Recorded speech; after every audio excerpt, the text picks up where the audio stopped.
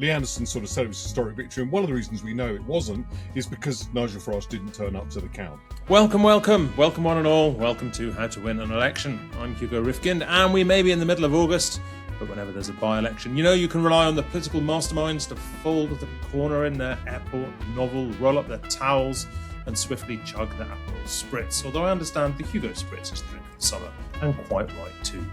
Joining me from somewhere in the Greek islands is former Labour insider Sally Morgan. Hello, Sally. Hello. In a thunderstorm, Hello, I have to say. Well, lucky for some.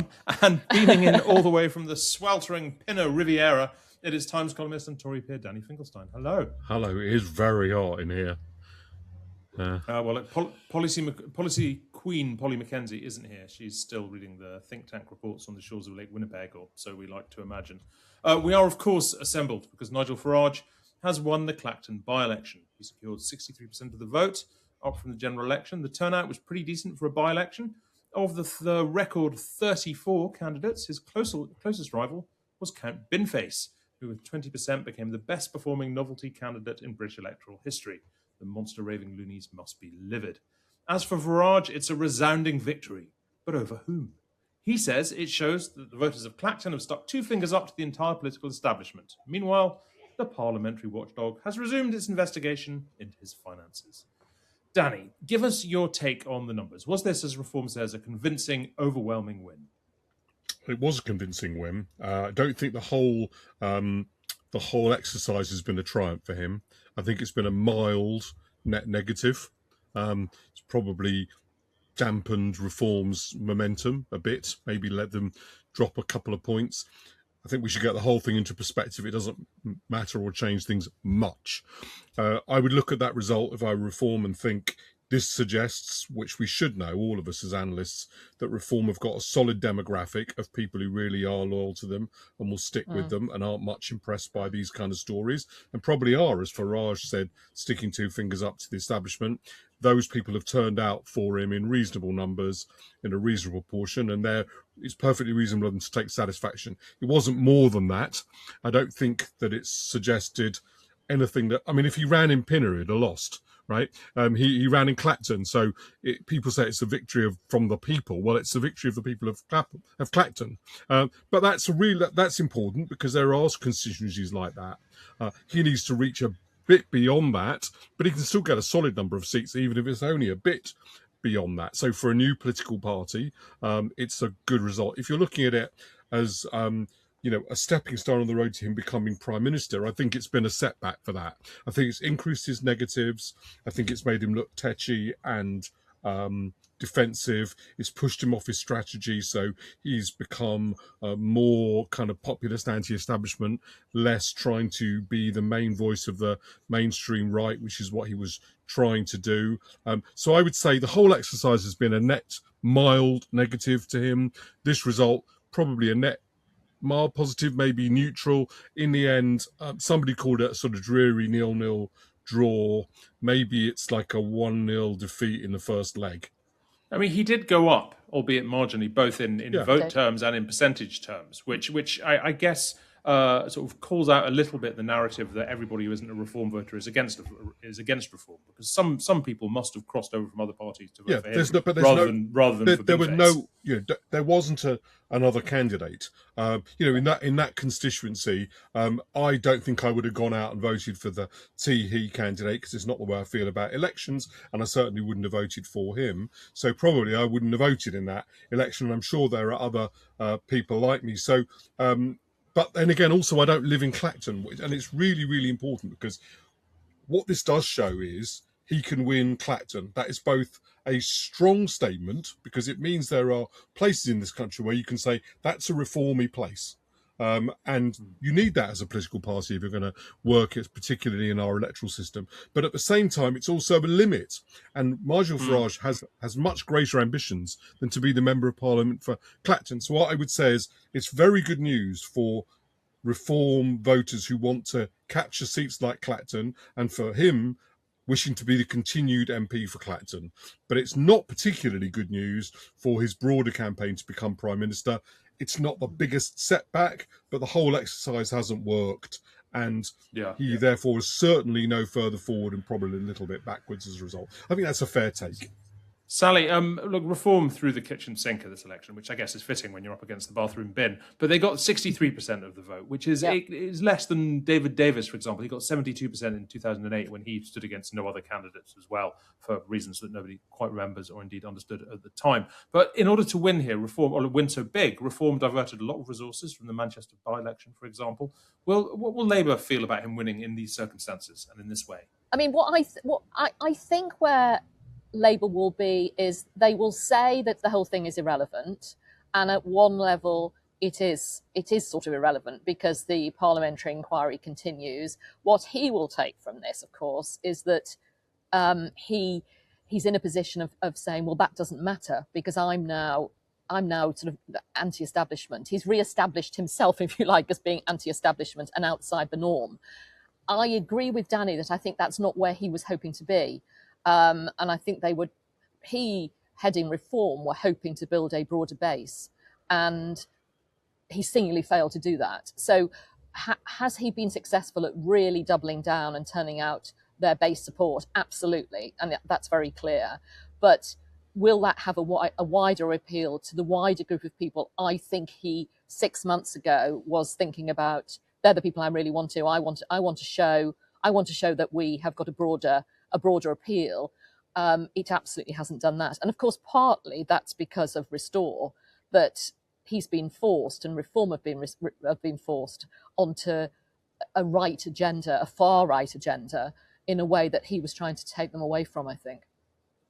Yeah. So look, Farage, he didn't speak at the count. He didn't turn up to the count. He said the police had warned him of an organised campaign to disrupt and degrade the result. Some dissent over precisely what the police said and warned about.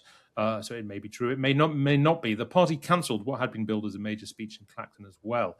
Tim Montgomery, who's of course joined us on this podcast before, has said that Farage should have been on every TV screen underlining his win. He's distracting from his victory, puzzling. Danny, has Tim got a point? Yes, this is the most eloquent statement that they don't regard it as the historic victory they're calling for. And Lee Anderson, by the way, himself won a historic victory when he got into Parliament. That was historic. So I'm not just saying just because it's Reform, it's not historic, but this was not a historic victory. Right? So the Lee Anderson sort of said it was a historic victory. And one of the reasons we know it wasn't is because Nigel Farage didn't turn up to the count. He correctly didn't turn up to the count. Let's leave the security things, which, as you know, I think you do have to take seriously. The Reform does definitely have real reason to have concerns about its security. But put that to one side, Nigel Farage basically balanced the photographs that he would receive of him with Count Binface versus the ability to speak about his victory, and realised that given the nature of his victory, it probably wasn't worth the photographs. I would have made that judgment too, leaving aside the questions of security, and I won't comment on it because you end up having to make a decision about what the police did or didn't tell Nigel Farage. And actually, to be honest, you can't say for certain, oh, the police definitely said that, and Nigel Farage definitely is telling you what the police didn't say. You can't say that because we know from history you can't. So let's be fair Danny, to him. Don't you think he's got to keep the security story going though? Because in a sense, that's at least part of the explanation for the money. So in a way, look, of course, but it's still nevertheless. The security thing to my mind is real, and I'm just in the light of the things that's happened, I'll put that to one side. But just say if you were making a pure political calculation, I think this was the correct one. I don't think he wanted those photographs, but what that's telling you is the contest would have looked ridiculous because at heart, that's because they know it sort of was. And that's what I mean when I say it was a mild setback for them, even though the result wasn't bad. So the result says some positive things, but they themselves appreciate it wasn't the sort of victory they wanted to project. So Tim, I think, is correct in the way he frames it, but incorrect in the judgment. I think if you frame it as you think we won a historic victory, you'd have turned up, and they don't think they did. Well, so look, Camp Binface, who has apparently now turned into the sort of figure we quote on political podcasts, has basically described it as the first leg of the by-election, because we don't yet know what the Parliament Standards Commissioner is going to conclude about the £5 million from Crystal Harbour and whether it should have been declared and so on. But it is entirely possible that the inquiry leads to triggering a second by-election. And we think the main parties will probably stand if that does happen. I want to put it to both of you. You, Sally, first. If that does happen, if this by-election is followed by a second by-election, obviously that's farcical. But if this by-election is followed by a second by-election in which all the other parties stand and Farage still wins, that's a real position of triumph for him, isn't it? Isn't that the point where he can say, look, they've put me through the ringer and I emerge vindicated? Look, of course, if it happens, I presume he'll stand again and we'll all plough forward and it will be, quote, a proper by-election. I mean, the serious contest there, I guess, is going to be between Reform and the Conservatives, and I think it'll be tough for the Conservatives. I think he'll win. Clacton is the most Reform constituency in the country. We shouldn't forget that. It's not just one of those possible seats. It's the seat. So he's got to win, and he's got to win big. But nevertheless, of course, it'll be a more serious contest, undoubtedly. I don't think it'll be a terribly serious contest for Labour. Actually, I think this one will be really Conservative Reform. Yeah, although Restore will also play a role in. That's very true. Yeah, that's absolutely true. So, that's true. I would add this into it. The Reform will and can win Clacton. They will hold Clacton. And if we allow Nigel Farage to set up Clacton as if Clacton was the people, this idea that somehow the people in Clacton are more peoply than the people in Pinner, which is a concept I completely reject, then he will definitely win a victory.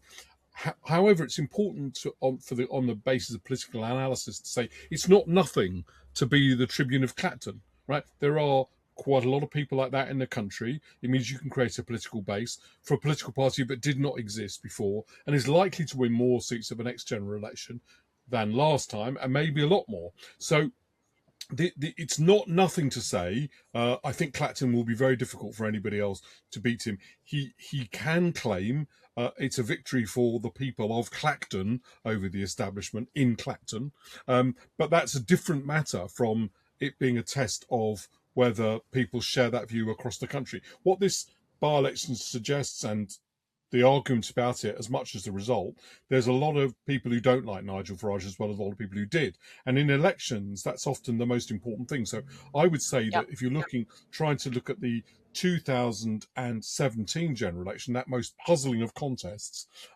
when it looked as though the Tories would win by miles and then they didn't. The main thing was that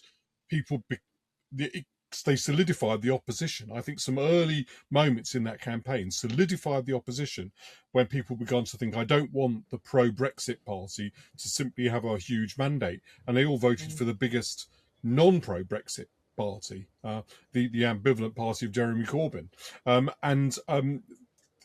This is it's a very big problem for Nigel Farage that lots of constituencies will vote against him. However, that is judging him by the standards we've judged, the Labour Party and the Tory Party in the past. Judged by the standard of a newly emerging party, to have a solid demographic base and to be able to say of a constituency, I pretty much think you'd get elected there.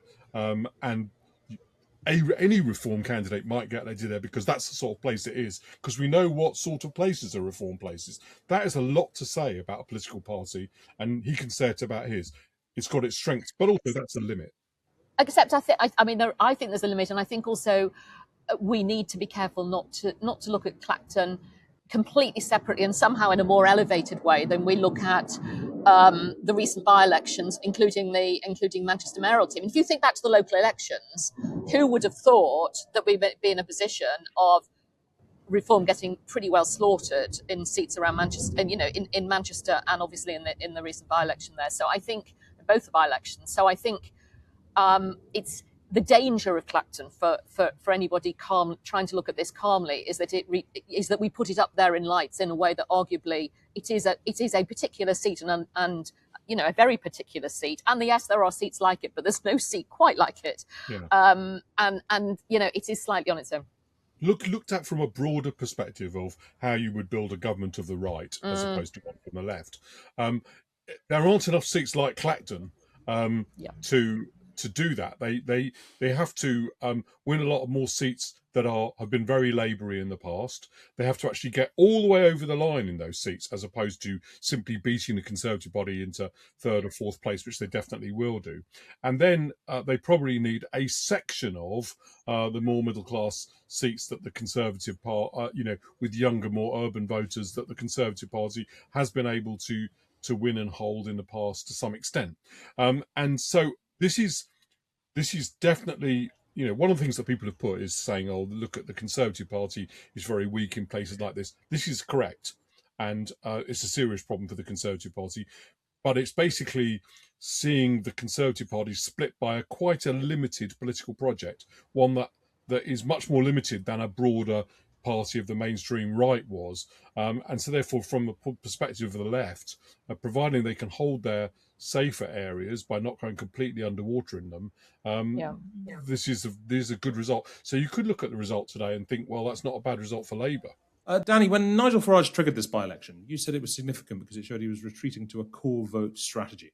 And support for reform at a national level has dropped from its peak of about 32% last year to 22% this week, within the margin of error of Labour and the Tories. Is that reform's core vote, that 22%?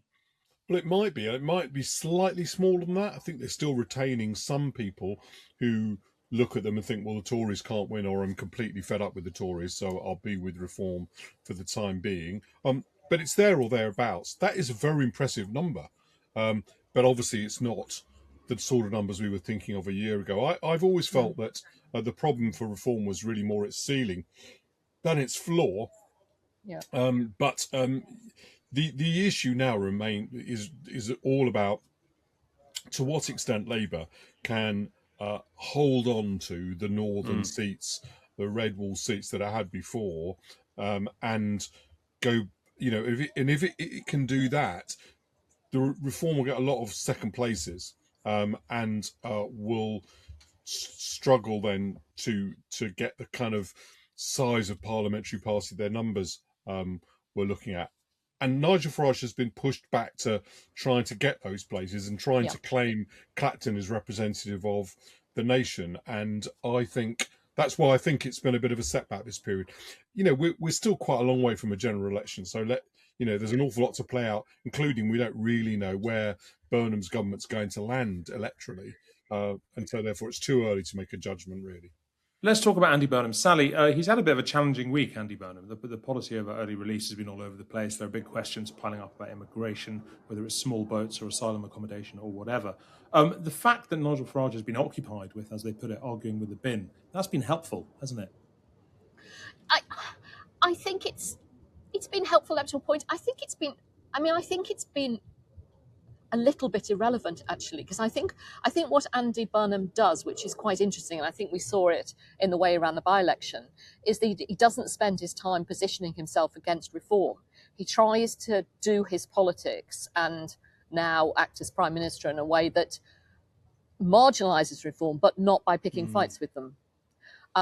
So yes, it's been a difficult week. I would say in terms of his profile, he's handled it pretty well. Of course, as ever, the really difficult things in government is taking the policy decisions in the end and carrying them forward. And we don't quite know where that's going to land at the moment. But in terms of his instincts, I would have thought if I was in reform, I wouldn't be very happy about it, because actually he's doing precisely what Farage claims to do, which is kind of to be in touch with people, to talk with people. That is precisely what Andy does. And I think that plays badly, personally, for Farage. I think that's a really interesting observation, that he's not trying to triangulate against reform. He's basically trying to have a conversation that doesn't include them. Danny, what do you think about that? Yeah, I just think it's very early. I mean, we've discussed very often my view that elections are settled a lot by fundamentals.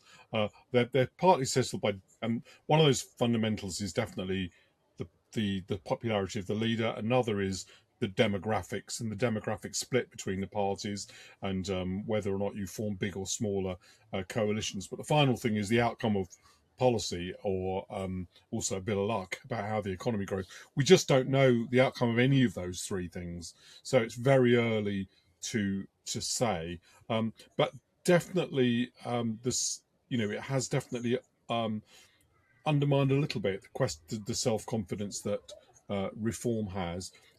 Funny enough, that the less reach it has, the more self-confident it'll feel because it's inside its comfort zone, and so therefore they'll begin to think things like Clacton is a historic result, which I'm kind of comfortable with them thinking, because if that's the limit of their ambition, that is, from the perspective of someone who's not that fond of them, good. But what I would say on their behalf is it's just very early to tell. I agree. If you don't know the outcome of those three things, Andy Burnham could come across as a good communicator. He could end up being seen as David Brent, without any doubt. His policies could produce outcomes. There could be a load of hot air. His coalition, well, at the moment, he's kind of a bit more of appeal to Green voters, but there hasn't been the bounce that people have talked about has been relatively contained. If I were Reform, I'd look at that and thinking, well, that hasn't blown us out the water, hasn't transformed politics. But he is helped by the fact that the Greens are struggling a bit more to get airtime and traction. They're looking a little bit less significant as a force, and that's obviously very important to Labour. Sally, would you have hoped the Burnham bounce to have been a bit bouncier? I mean, it's not much of a honeymoon period. I think there's been quite a honeymoon without a very big bounce, actually. If that's not contradictory. I mean, I don't think I was expecting a huge bounce. I was expecting a bit of a bounce, and I think we've got a bit of a bounce. I was expecting a sort of feel of a level of optimism, certainly across the party, and I guess the parliamentary party. Now, obviously, they're away at the moment, so it's quite hard to tell. But my sort of instinct as people were going away is that they felt more upbeat and more positive and more optimistic. That's a big change because goodness knows they weren't in that position. So I think, I think it's a sort of fair wind at the moment. But September will be really interesting. Conference will be interesting, and then they're into the hard yards, frankly. And look, I mean, back to Reform. Reform's hopes of replacing the Conservatives as the principal part of the right. What is it now incumbent upon them to try and reinvigorate that in some kind of way? Having won this by-election, having had their scuffles with Reform, do they need? I mean, because the whole sort of power struggle one almost senses in Reform. I think Fraser Nelson was writing about this between Zia Youssef and Farage for the direction of the party, for how restory they are. Do they need to settle that one way or another? Do they need to settle that kind of in Farage's favour in order to move forwards? He needs to be in control of the party. Yeah, and I think what one of the positives for him out of Clacton is, I think probably he will feel more in control of the party again, because it's a personal success, and therefore at the moment that'll feel positive. I mean, it was pretty embarrassing on the day having to kind of disown. Around on the traitor story and all the rest. I mean, they're in a hell of a pickle. But I do think Farage's tail will be up coming out of Clacton, so he'll be in a more powerful position. But he must really have given up his attempt to try and move the party towards the centre right, because he's clearly not doing that. He's not winning that argument at the moment. Danny. Yeah, but I that is obviously correct. So most people are not that ideological. So the questions are, I think, twofold. The first is, does Farage look as though he's in control of his party? He doesn't want to be in a position whereby he is telling Zia Youssef to do things Zia Youssef doesn't do, or he's continuing in a position where his authority and the tone's not being set by him. So he doesn't want to look as though he's not in control. By the way, one of the reasons he called that by-election in Clacton was to seize control of a narrative that he'd lost control of. That's what they're trying to do today by calling it a great victory, seize control of it. He lost control of that narrative. He's scrabbling to get it back.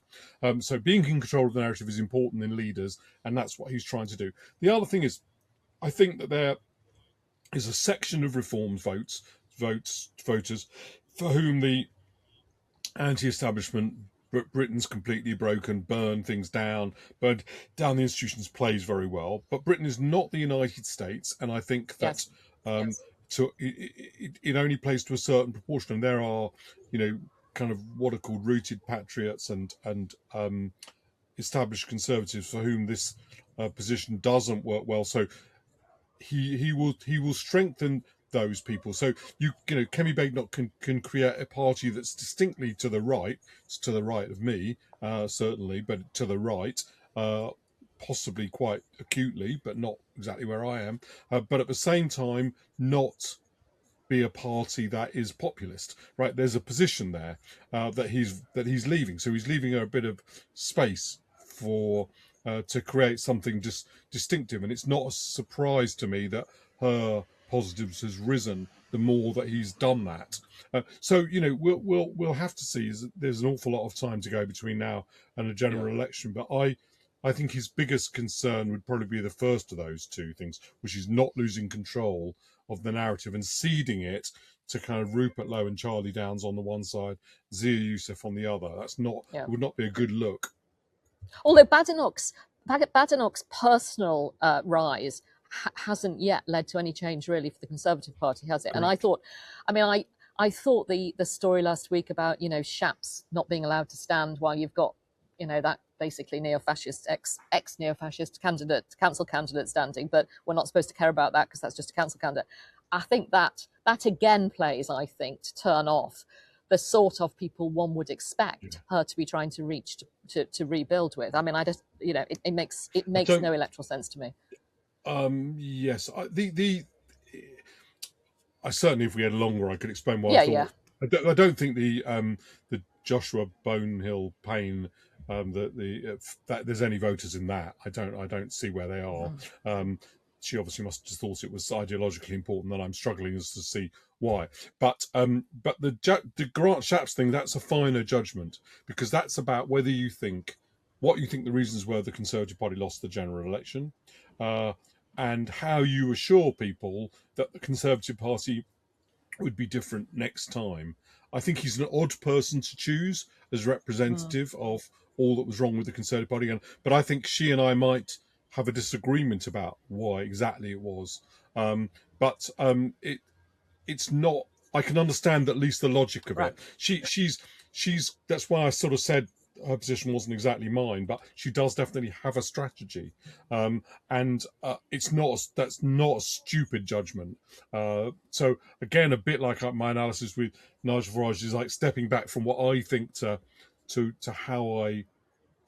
logic of it. I see the logic of what she's done there.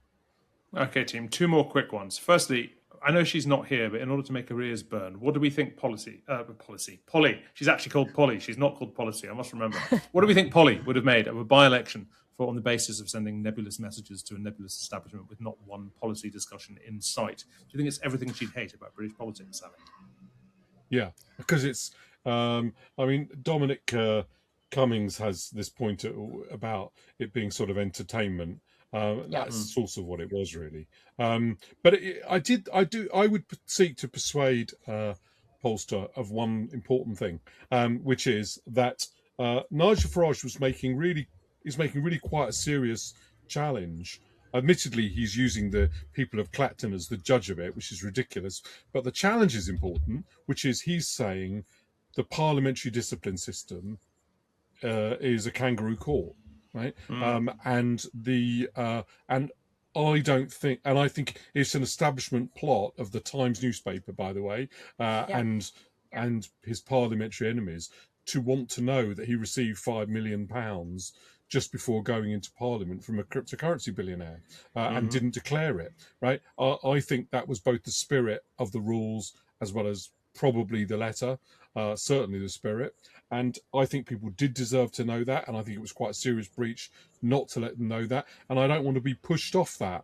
But he's challenging it. And that's a challenge to the Danny, press. He's got to the parliamentary system. He has to challenge it. I mean, he's challenging it in the only way he can, which is a sort of tactical challenge, which is to say, I don't accept this at all because this is this lot ganging up on me, and because Reform aren't represented on the committee, then this isn't fair, and we haven't got the numbers in the House, and therefore this isn't fair. So to hell with all of you, a plague on all your houses sort of thing. I think he had no choice because he knows he's going to get, or is likely to come out pretty damaged, or most of us would think damaged, and most normal politicians, if you like, would hate to go through it and come out with heavy criticism, which on the face of it appears likely.